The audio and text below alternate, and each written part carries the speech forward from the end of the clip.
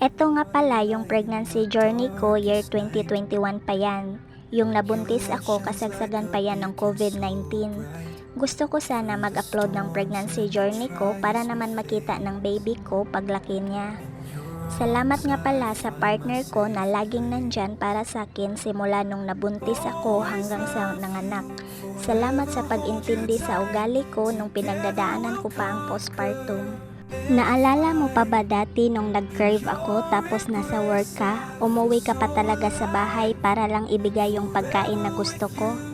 Naalala mo pa ba dati nung maliit pa lang tiyan ko, 4 months pa lang, ayaw mo na maglalaba ako kasi sabi mo ikaw na maglalaba kapag day off mo?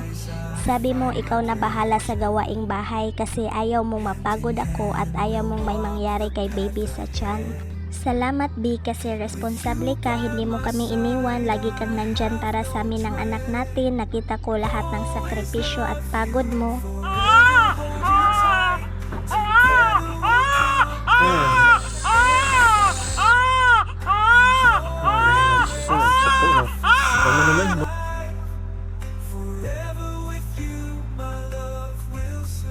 Going into a pregnancy is a really challenging time for a woman because it's forever challenging both mentally and physically.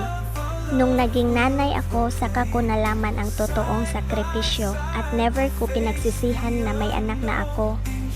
Nak, promise namin sa daddy mo na mamahalin ka namin ng buong puso at aalagaan ka namin, papasayahin at susuportaan.